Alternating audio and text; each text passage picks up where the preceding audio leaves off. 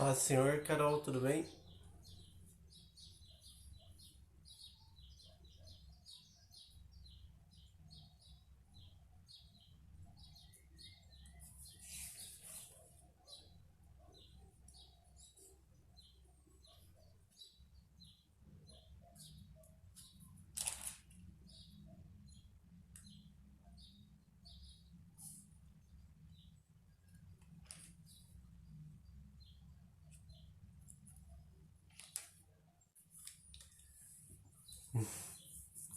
Paz, Senhor. Pois é, tá um som de fundo aqui. Mas dá pra ouvir assim?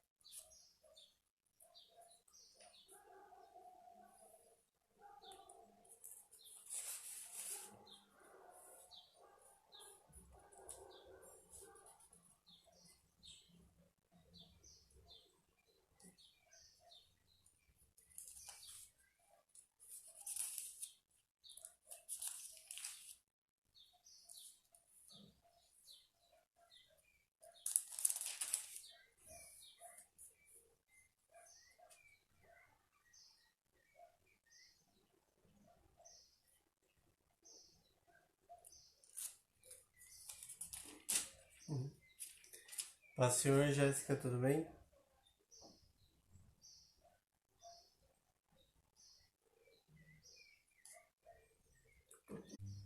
Pronto, tinha pausado, voltou, gente?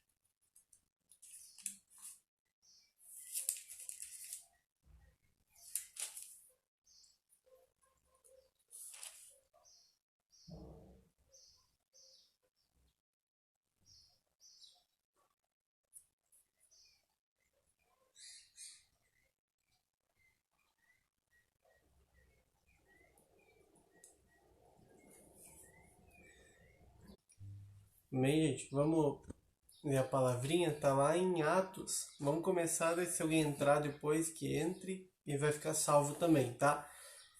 Quero que vocês abram comigo lá em Atos dos Apóstolos, capítulo 21, versículo 10.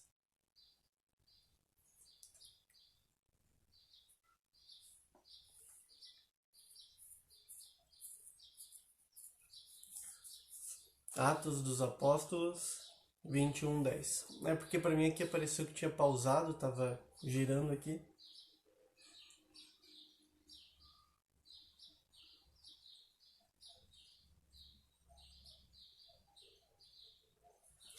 Ó, Atos 21, 10. Olha que legal que tá falando, ó. Tá falando assim, ó, e demorando-nos ali por muitos dias. Aqui quem tá escrevendo é Marcos, tá? E ele tá falando dele de Paulo. Então ele tá falando, ó, demorando-nos ali por muitos dias, desceu da Judeia um certo profeta, por nome Ágabo.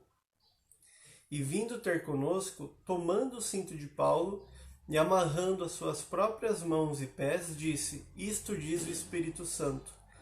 O homem ao qual pertence este cinto, assim será amarrado em Jerusalém pelos judeus, e será entregue nas mãos dos gentios. E quando ouvimos essas coisas, tanto nós quantos do lugar rogamo-lhes que não subisse para Jerusalém. Então Paulo respondeu: Por que chorais e quebrantais o meu coração? Porque eu estou pronto não somente para ser preso, mas também para morrer em Jerusalém pelo nome do Senhor Jesus. E como não podíamos persuadi-lo, nos aquietamos, dizendo: A vontade do Senhor seja feita. Então, olha que legal. Aqui, né, a gente está lá em Atos e Paulo, ele tá para ir para Jerusalém. Paulo, ele tá lá e chega um profeta. Olha que interessante, aqui a gente já vê que tem profeta, né? Muita gente vai falar, não tem profeta, porque depois que veio Jesus, depois de João Batista, não tem profeta. João Batista era o último profeta Mas se o próprio Lucas, que está escrevendo aqui o livro de Atos, ele fala que Ágabo era um profeta, e cita Ágabo também antes, também, quando Ágabo profetiza que vai ter uma seca, é porque existiam profetas também ali na igreja primitiva. Então fala que vem um profeta para falar com Paulo. E esse profeta, o que ele faz? Olha que legal. Esse profeta, ele fala, vindo ter conosco, tomando o cinto de Paulo, amarrando as suas próprias mãos e pés, disse, isto diz o Espírito Santo. O homem ao qual pertence este cinto, assim será amarrado em Jerusalém pelos judeus. Tá? Então o que ele está falando? O profeta chega para Paulo, e chega para Paulo e fala, ele pega o cinto de Paulo e amarra o cinto. Ele fala, ó, seguinte, assim como esse cinto está sendo amarrado, assim o dono do cinto vai ser feito com ele, em Jerusalém, ou seja, ele vai chegar lá e vai ser amarrado. E olha que interessante, normalmente a gente vai achar que uma profecia é um aviso para você não ir, um aviso para você não fazer algo, né?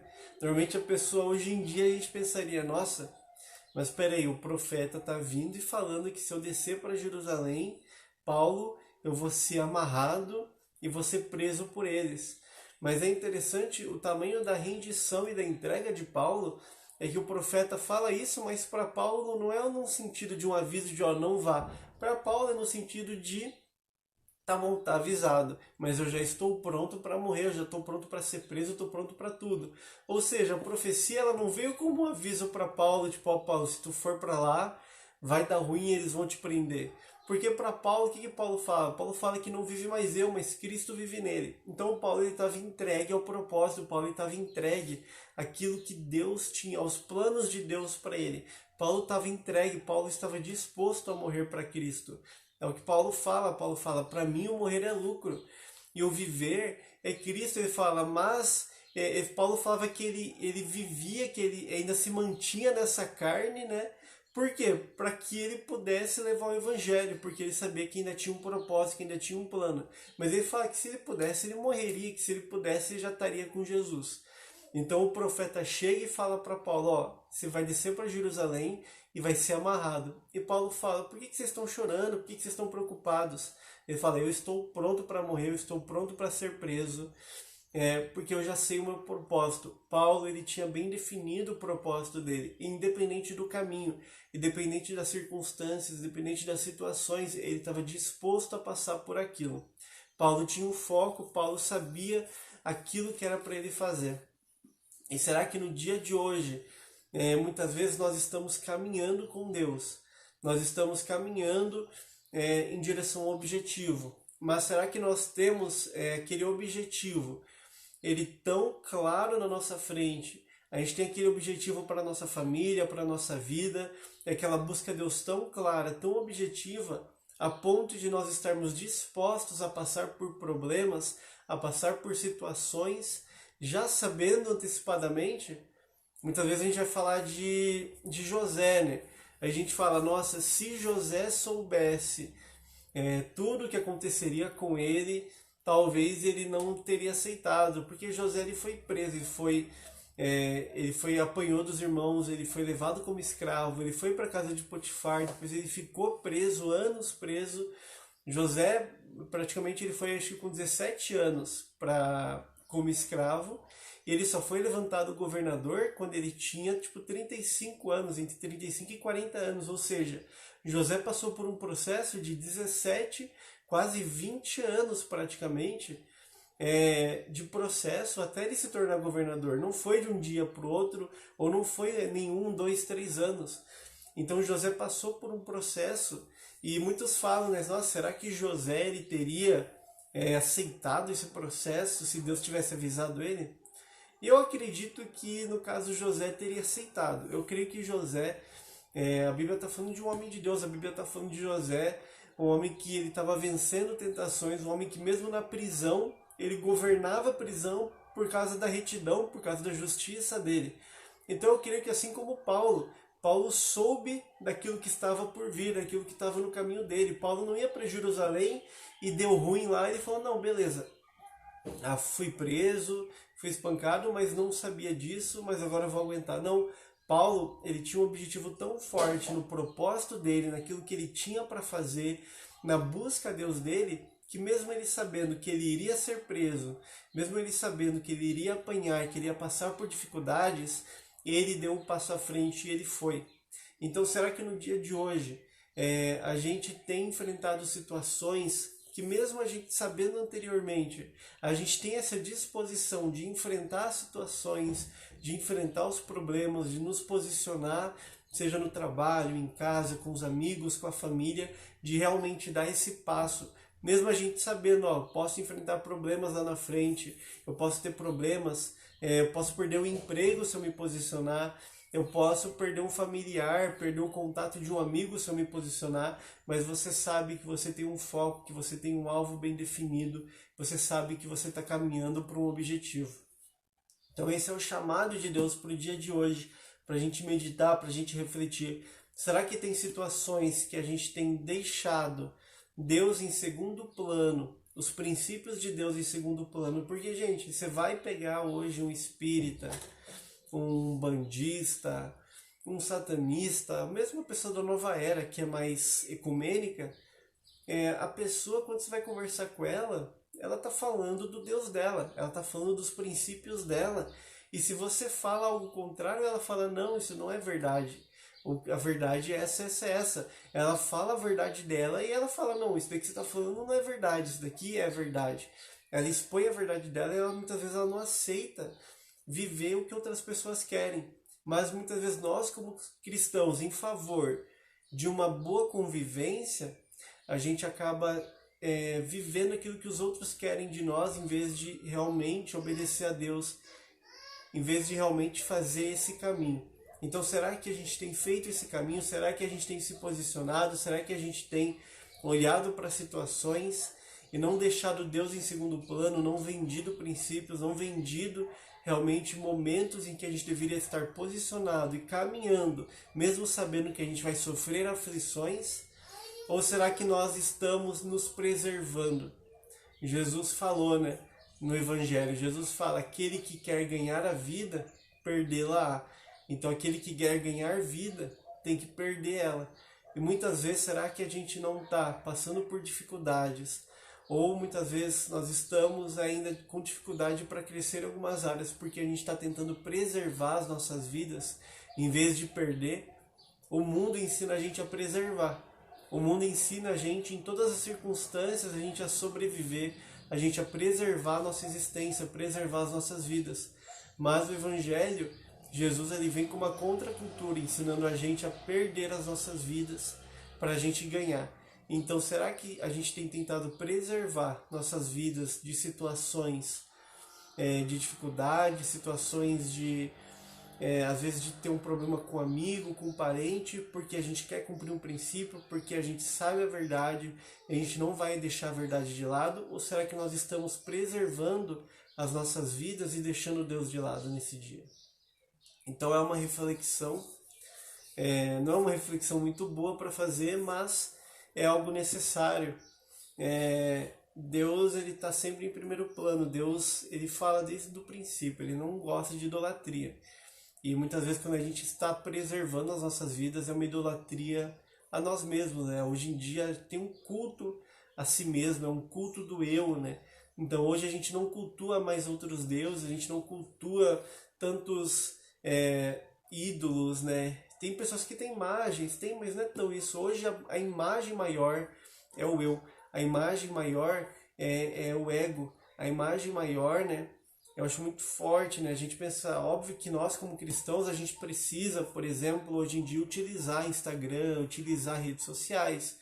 A gente utiliza a nossa imagem, obviamente, para fazer divulgações e para levar o evangelho.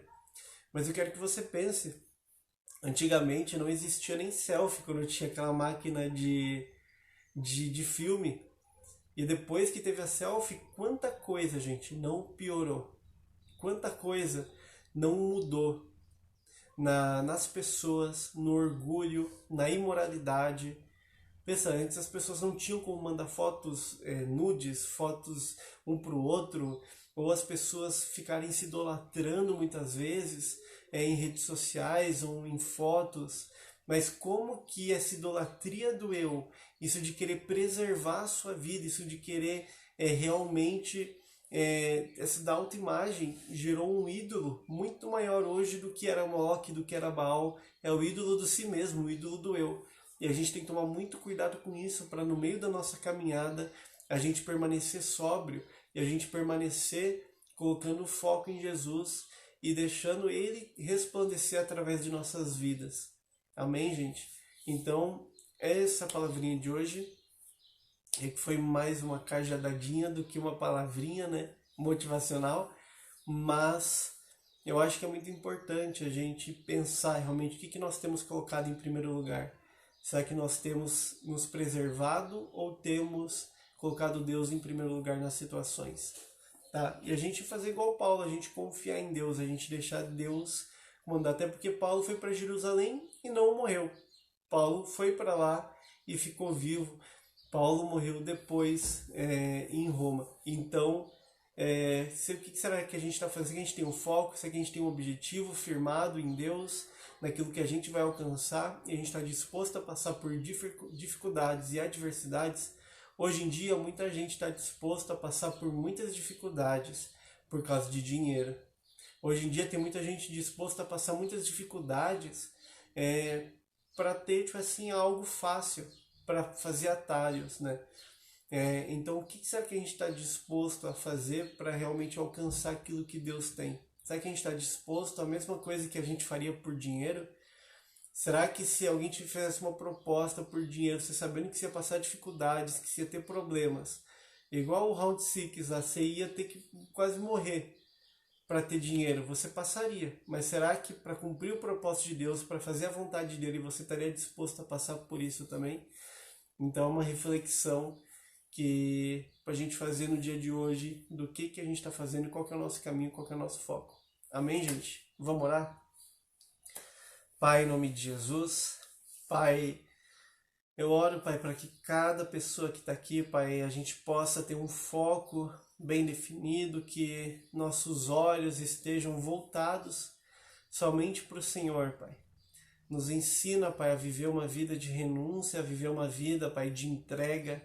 Nos ensina, Pai, a passar pelas dificuldades com alegria, com satisfação, com gratidão, Pai. Dá um coração alegre, um coração disposto, Pai. Porque quando o Senhor chamou Paulo, o Senhor falou para ele: eu vou mostrar o quão importa sofrer pelo meu nome, Pai. E muitas vezes o Senhor está chamando a gente para esse sofrimento, para a gente perder as nossas vidas, Pai, nessa situação inicial, para depois a gente ganhar algo novo. Mas muitas vezes nós temos preservado as nossas vidas e por isso a gente não tem conseguido viver algo novo, Pai. Então nos ensina a realmente entregar nossas vidas completamente diante do Teu altar, Pai. E que a gente possa viver aquilo que o Senhor sonhou para nós, em nome de Jesus. Amém, gente?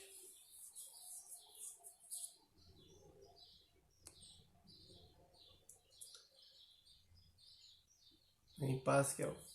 Falei, esses dias estava pensando sobre isso e eu passei por certas coisas que provavelmente o Senhor vai usar para alcançar pessoas que passaram mesmo. Exatamente, gente. Tudo que a gente passa, a gente sempre fala, né, sobre descobrir o chamado. Como que eu vou descobrir meu propósito, meu chamado?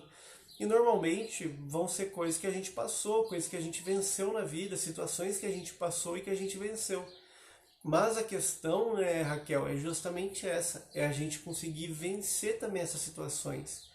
Então a gente passa por situações, pessoas com problemas de ansiedade, problemas no casamento, problemas isso e aquilo, e quando você vence essa situação, Deus vai te usar para ajudar outras pessoas, mas é o ponto da gente estar disposto a passar por essas situações para a gente poder vencer. Igual eu falei, o mesmo caso de José.